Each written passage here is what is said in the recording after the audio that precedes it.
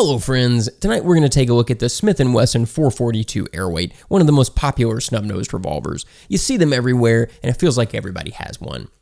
So last month we talked about the Glock 19. Well, in the snubby world, the J-frame kind of feels like the Glock 19, right? It's small, light, easy to carry, the price is right, it looks great, the trigger is quite decent, and it's sort of awful to shoot. It has all the characteristics that we would expect from a snubby, and I love it. I adore the Airweight. It's one of the greatest revolvers ever, along with the other similar J-frames. But part of this review is going to be a recontextualization of these guns. Whenever you walk into a gun shop, you will inevitably find some troglodyte behind the counter recommending this as a first handgun to someone purchasing their very first one for personal protection. Often the purchaser is an old lady. It is one of the laws of reality, a universal constant, or perhaps a terrible recurring glitch in the matrix that this middle-aged bearded gentleman, who, despite having free access to the terrible indoor range behind him where he can stand very fucking still and slow fire at a static target, never ever for any reason does he shoot more than twice a year, and always 2 boxes each time of the cheapest reloads offered by the RO at the range counter. And now this man will recommend this aluminum framed snubby to an old lady who weighs 90 pounds and has to use one of those fucking grabber sticks to get Campbell's soup cans down off the shelves. This is a gun that the gun store clerk himself would not be able to shoot worth a shit. Had he actually shot one, he would likely never recommend it to anyone, let alone her. But he, like many folks within the gun community, repeats myths and lore and gun counter knowledge. The kind of shit that propagates on forums and at old school gun shops. The kind where they tell you like 223 tumbles, and if you need more than 7 shots, you can't aim. That kind of place. You know, we all know the place. And that gun shop employee is always best friends with the RO, and he wanders over when things are slow and talks to the RO for long periods of time, but neither one of them ever actually shoots. And the RO carries a 1911 that always happens to be the Springfield RO, because I guess this job is his entire fucking identity. We've all been to this gun shop, right? I'm describing a real gun shop, by the way, but you know that I'm also describing the old school gun shop in your town. Almost exactly, right? Also, I think these old school ROs are like T-Rex. They can't see you if you don't move. Like if you slow fire and stand very still, you're invisible, but if you shoot more than 1 round a second, you can see the fucking impact trimmers and the paper target, and you know that the RO is stomping over there to tell you that you're shooting too fast. That's against the rules, and not to mention, you're wasting ammo. They always say that. But if you keep perfectly still, they don't know you're there. Their visual acuity is based on movement, I guess. So, fuck was I talking about? How the fuck should I get that far off track? Yeah, so snubbies. And this thing specifically, this gun is often recommended to first-time gun buyers. It shouldn't be. It's a terrible choice for new gun owners. Don't tell folks joining the sport to go and buy one of these. We're going to talk about why in great detail. But wait, I thought you said you love the gun, you stinky flightless bird. Yeah, I do. It's a favorite, but I love it because I've been shooting revolvers for 2 decades. So let's look at the features this gun offers, and that'll shed some light on what it does well and who it actually suits best. Features. The Smith & Wesson 442 Airweight is a double action only, lightweight, snub-nosed revolver. It is double action only because the hammer is shrouded by the frame, making an inaccessible internal hammer that cannot be cocked manually to put the gun in a single action mode, like revolvers with an external hammer can be. Like this one.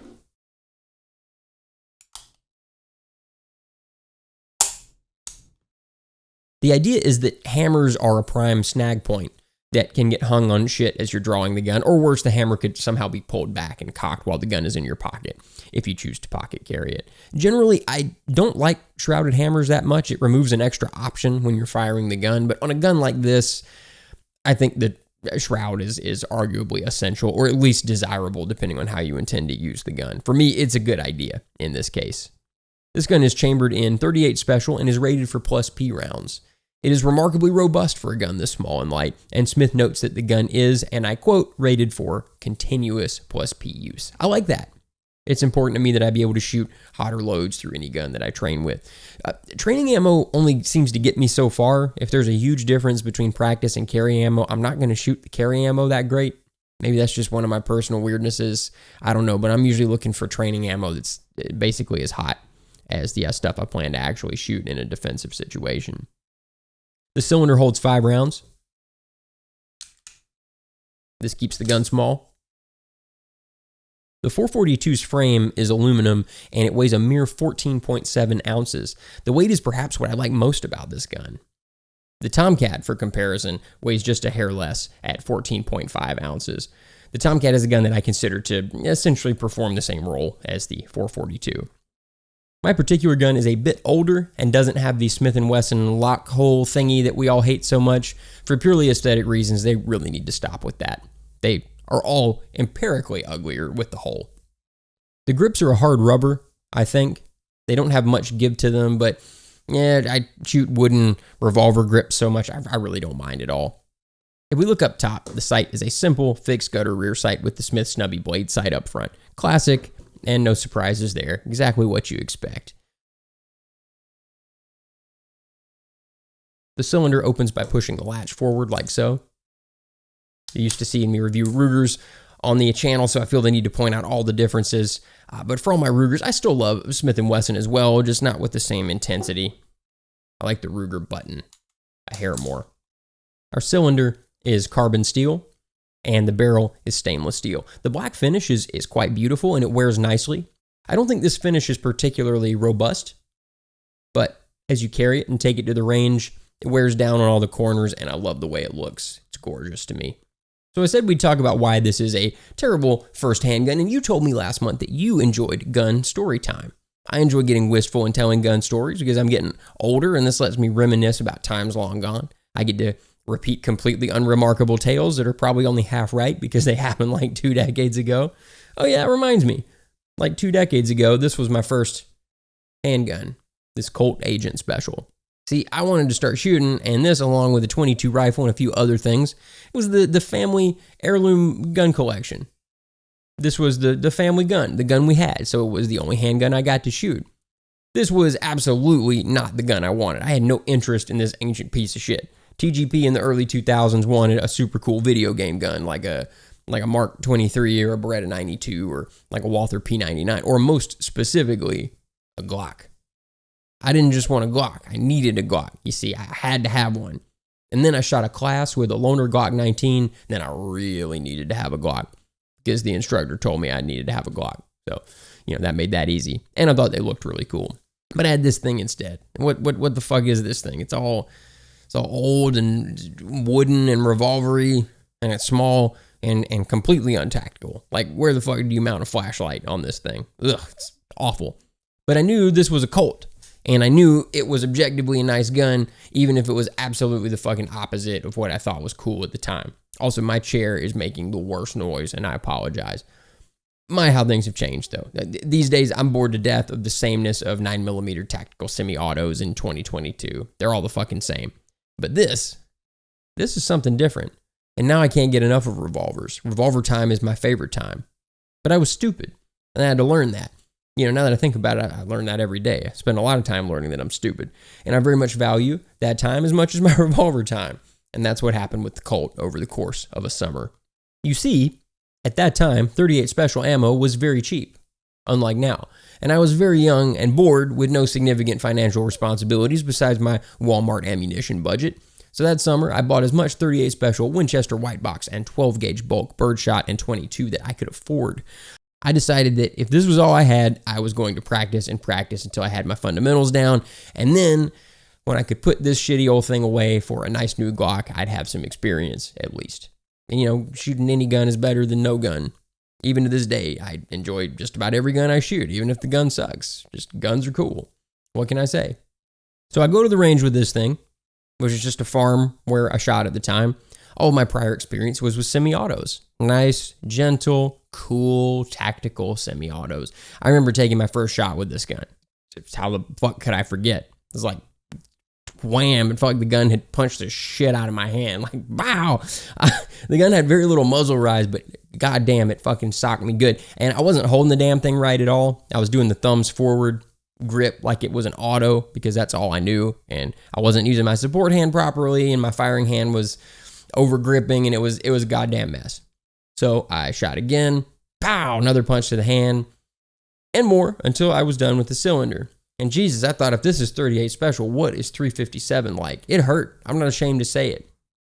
I did not like it. And in my mind, I'm like, hey, see, it does suck. This gun is shitty. But I also knew in that part of my brain that wasn't trying to tell me masculine lies to cover my ego. It was telling me that I suck. And this gun was beating me because I suck. I went to check my target because I'd worked on sight alignment and I felt like I kind of had that down. Yeah, my group at a measly 7 yards or whatever it was fucking terrible. Huge group, way off center. It was awful. Stupid young me didn't know this, but I now know I was fucking yanking that trigger harder than a scoutmaster at a water park, and the muzzle was moving all over the place. I was humbled. Seeing those groups, it became brutally obvious that all of the suckage was coming from one direction, and that direction wasn't the gun. It was coming from me. The gun was beating me. Also, wow, all the suckage was coming from one direction. Ooh, there's a joke there, for sure. So anyway, it became clear that I sucked. I couldn't tell myself any more masculinity lies. I was horrible, the gun won, and I lost. I needed to get better, and I could either let it win and whine about how much I wanted an easier gun to shoot and just like not shoot guns, or I could shoot and get better because a Glock wasn't going to just materialize. We didn't have a family heirloom Glock in the early 2000s. This was the only fucking gun that I had. So I shot all summer, box after box after box, and first I noticed that my groups were getting a little bit tighter, and then the recoil didn't hurt quite as much. And then my groups were decent, and I could shoot faster. And then by the end of the summer, I could shoot things like Coke cans at 12 to 15 yards with ammo that I knew. I realized by the end of the summer that I didn't hate this gun at all. It had become kind of a treasured friend, and it still is to this day. I love this gun dearly. But it made me love revolvers, and it made me love shooting as a discipline, as a skill. I kept shooting this gun for years after. However, there was another benefit that didn't reveal itself until later.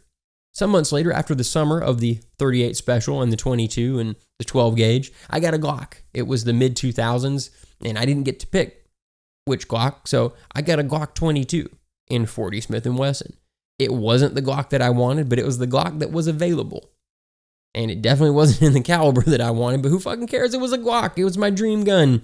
Just think of how tactical I'd be. Think of how many hypothetical lights I'd be able to mount if I wasn't young and completely broke and could afford a light. Think of the possibilities. But I'd kept shooting that revolver consistently, even into the fall and the winter. So when I loaded the Glock and shot it for the first time, it felt like a magic gun. The trigger was so easy. The sights were so fucking accurate. The recoil was a breeze. Even shooting 40. Wherever I wanted a bullet to go, it was right there. I feel like I could hit any target with that gun. And it was so fast. What an amazing gun. I felt like a king with that gun. In retrospect, I wasn't actually good at all. I still sucked pretty fucking hard. I needed experience, maturity, and many more classes. But I felt so good about my progress. What a gun I had. But it had nothing to do with the Glock. Nothing at all. You see, it was the Colt. The Colt made me shoot the Glock well. It was all the Colt. This snubby was so important to my development. I spent all summer doing nothing at the range but drilling my fundamentals. Trigger control and sight alignment were my whole shooting world at the time. Because without those things, you can't hit anything with a snubby. The snubby is so peculiar and difficult to shoot. They point out every flaw in your technique and force you to correct them, or you won't be hitting your target. After months of drilling the fundamentals, that Glock was a breeze. The snubby had done all the hard work, and I'm so grateful that this was my first gun. It radically changed the way I practice and think about shooting. Now, I see guns that are hard to shoot as a challenge. I'm always in search of those guns, and I love practicing. It gave me an intense love of long-range sessions, drilling movement or speed or reloads or whatever, getting into the details. But more than all that, it gave me a solid foundation to build on. Bless you, you little snubby friend. I love you. And I love the Airweight for the same reason. Let's take a moment to honor our glorious snubbies and thank them for the work they do. A little moment of silence.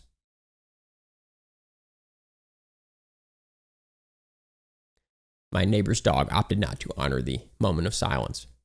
Okay, well, that was very fucking weird. What an awful story I just told you. That was one of those non-stories. Like where you ask somebody at your job, like, hey, Todd, what'd you do this weekend? And Todd starts to tell you about some normal shit, like it's a story. Like, you eating waffles is not a story, Todd. That's just you recounting how you live your life. Like, well, on Saturday I played Dark Souls and I played it until middle afternoon. And then me and my wife had trouble picking which seafood restaurant to go to. You see, she wanted fucking please kill me now, Todd. That is not a story. Well, I just told you a Todd story about revolvers and a Glock in the year 2002 or whatever it was. But that story is about what the Airweight does and who it's for. Earlier, we talked about how the Airweight and snubbies in general are among the worst you can recommend to new shooters. That story illustrates why. If you don't have quite a bit of experience or tons of time and money for training, they hurt. They're uncomfortable to shoot. The trigger is long and difficult to master. The sights are fucking awful. This gun is not for beginners. It took me a whole summer of constant practice, shooting at least once a week, sometimes several times a week to get decent with a revolver. At least to get to a place where it didn't actively hurt me every time I pulled the trigger. And you're telling me that this is the gun we need to recommend to people at gun stores? No, that's fucking dumb. It took me months of perseverance to get comfortable, and even then I wasn't very good. I was just somewhat competent, and it didn't kill my wrist anymore. Most people over the course of their lifetime aren't going to shoot as much as I did in that one summer, that 1 year. And most people don't buy a gun to torture their hands and fucking persevere in the face of recoil-induced adversity. No, they just want to buy a gun that is easy to use, that they can use to defend themselves with minimal training and effort. And that's fair. This gun, meanwhile, requires maximal effort, a lot of effort. And I still have to put in more effort with these than anything else. This skill seems to vanish more quickly than other gun skills. But the story also illustrates who this gun is for. If you're an experienced enthusiast who loves revolvers as much as I do, and you need an outstanding lightweight gun to stash in your pocket, guess what? This thing fucking rules. It's a winner, a pocket carry masterpiece.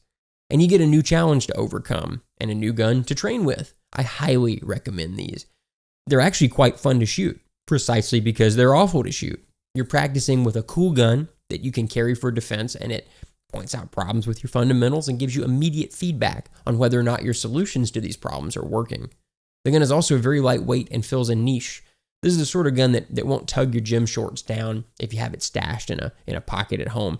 And it's so small and comfortable, it kind of just fades into the background of your life. In short, the Airweight is an enthusiast's gun.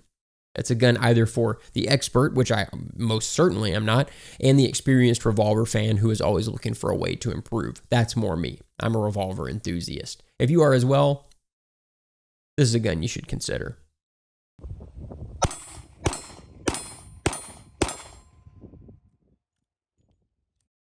Performance. For a snubby, this gun offers excellent performance, but it's all relative, right? Snubbies are often slower than autos, even pocket pistols. They take forever to reload, they have terrible capacity, the sights suck, and the triggers require some training. But with that in mind, the 442 stacks up well against other revolvers in this class. For a snubby, it shoots very well. Let's start with the trigger. This one is smoothed out a bit from use, but it still has a ways to go. Pulling it to the rear, it's smooth until we reach this stacking point. And then there's quite a bit suddenly. A lot of stacking to the point that it almost feels like a wall, and then you push through. John, the practical, tactical minimalist, and I, well, that's really hard to say, discussed this on a recent podcast. This seems to be a known thing, the trigger stacking until it smooths out. He says it took a while on his, but it did eventually go. But this gun has quite a few rounds through it. It's not exactly a new gun. I'm not the first person to own this thing, and I've shot it quite a bit, so I don't know. Maybe it's not going to smooth out quite as much on mine, but it feels great even as is. But hopefully it'll smooth out a bit more. One more time. I really like the trigger pull. Even with the stacking, it's very smooth. This is not a performance center gun. Those are obviously far better. This is a regular ass 442. But yeah, I like the trigger. It's quick. I may put some lighter springs in it. I haven't decided yet. It didn't bother me as is. Compared to a Ruger SP101, which I don't know if it's that comparable, but all Ruger triggers feel pretty similar in my experience. The Smith has a much smoother trigger, but the Ruger's is lighter. I prefer the Ruger slightly, but that's just personal preference due to how much time I've spent with Ruger revolvers. If I try to be objective about something that's really completely subjective, the Smith has a better trigger. Most of you would prefer it if you were shopping. The sights are exactly what you'd expect. And we can't really criticize these without criticizing snubby sights in general, so let's do that instead. For a snubby with a gutter sight, this gun is great, no complaints there. But in general, both Smith and Ruger are starting to put better sights on newer snubby variants. On some models, we're seeing fiber optic sights, adjustable rear sights, night sights, that sort of thing. And now folks are milling revolvers for red dots even. All those are big improvements over the ye olde gutter sight that we see on the Colt and the Ruger. And snubbies in general have one big problem, but I'm saving that until we discuss everything individually. All my snubbies, though, have the gutter sight, and they do just fine. I'm used to that as well. You can get pretty decent with the gutter sight. I like the Smith push-forward cylinder latch, but I don't like it as much as the Ruger button, like I mentioned earlier. That's just personal preference, but both work very well. No complaints there. I've never had trouble transitioning from a Ruger to a Smith or vice versa. Both cylinder releases are so intuitive, your brain just sort of sorts that shit out on the fly. No complaints. This gun is pretty easy to reload, but that's also relative. All the 5-shot snubbies are just kind of hard to reload most of the time, relative to like a larger 6-round revolver.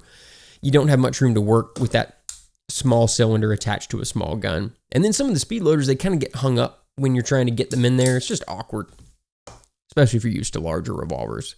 All right, it's very fucking awkward with the speed loaders. The Colt, with its 6 rounds, it has the advantage there. There's a bit more room. But then the trigger, I think, is better on the Smith. I don't really want to dry fire this thing, but yeah, I think the Smith has a better trigger. It's smoother than the Colt. I know that sounds crazy. Colts are known for their trigger, but I think it's just my particular example. I also like the Smith grip. Colt's kind of big and awkward and weird, but it does feel your hand better. But the 442's grip is the perfect size for this sort of gun. What more can I say? If it were bigger, it would be easier to grip, but harder to conceal. They just got the balance right. On the SP101, which I still can't decide if it even qualifies as a snubby with this 3-inch barrel, the grip is longer, but less contoured. Very comfortable. This one really fills your hand well. I may like it slightly better, but then it's not going to be as easy to conceal. And the SP101 just weighs a fuck ton. So with all this in mind, how does the 442 shoot? Well, it's quick. And with some practice, when you learn a load that you plan to shoot out of it, you can get pretty fast and accurate. The trigger lets you crank them out of the gun, and with some experience, you can get good at controlling the recoil. In this gun, the recoil of 38 Special plus P feels like somebody punching your hand quite hard, and then there's a jolt up your wrist and forearm. With no experience in training, this is more painful than you would expect and leads to a lot of shooter fatigue. After taking some significant time to focus on revolver recoil control, you can eliminate the discomfort, but the fatigue is going to remain because you're still going to have to put that physical effort into mastering the recoil. To put it into perspective, I'd rather shoot full power 44 Magnum loads out of my Red Hawk all day than shoot the Airweight all day. Really, I'd probably shoot the Red Hawk all day than even put 300 rounds through the Airweight. The Smith is just more fatiguing, far more fatiguing. I'm ready to shoot a different gun after 100 rounds or so, depending on the day. It's the concentration that wears you out. Controlling revolver recoil, especially from a Magnum revolver, is very different from controlling a semi-auto. It's a completely different technique. One does not translate to the other. Shooting a snubby, I use the same technique that I use with Magnum revolvers, but I end up having to put a little bit more effort and concentration in. Shooting a very general target 38 Special, I use yet another technique. That would be like when I'm shooting 38 out of like my GP100, for instance. Again, we see why the 442 is for enthusiasts and not for folks buying their first handgun. You have to put a lot of effort into training for this specific gun. As for reloads, they can be done, but it's tough. Practical Tactical Minimalist uses speed strips. I think he's right that those are the way to go, but for the intended purpose of this gun, I'm not sure a reload is worth the hassle, frankly, when you're carrying it. I don't know yet. I haven't decided.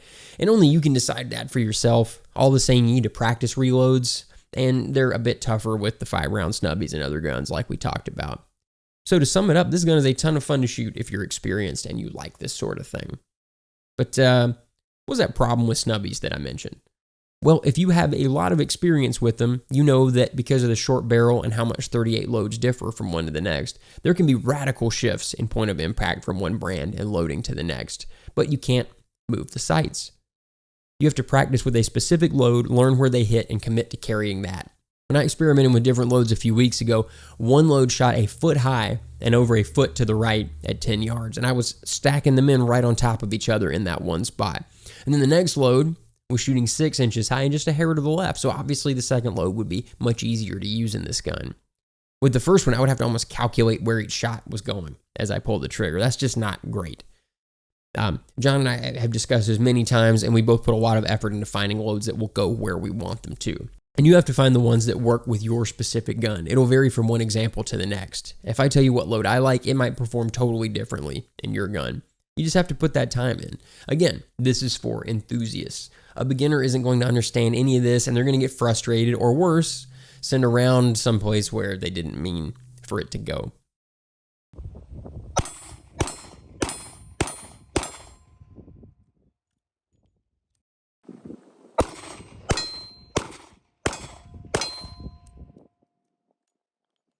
But red dots on revolvers, this is something that I'm interested in.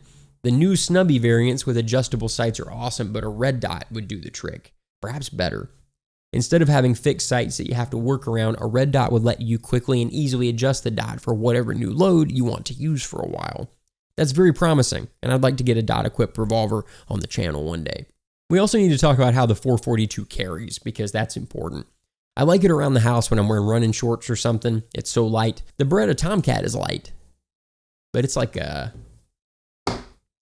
dense little brick of weight, so it feels heavier. It's actually a tiny bit lighter, but the Smith feels lighter. It feels easier to carry around. The Smith is so light, it just kind of fades into your day. If I'm cooking and cleaning, it's just there in my pocket, and I know I have it, but it blends into life. That's really what I want. I hate the idea of building my whole life around some massive rolling special. Now, if you want to do that, I totally support it. I respect your right to choose.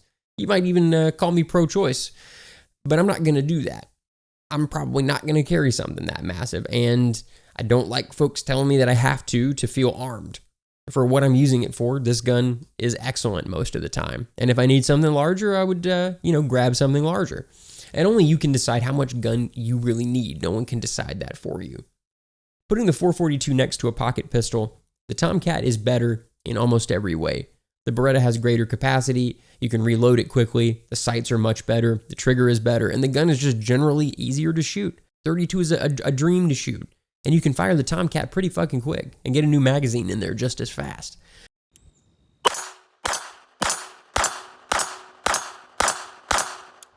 Yeah, this gun...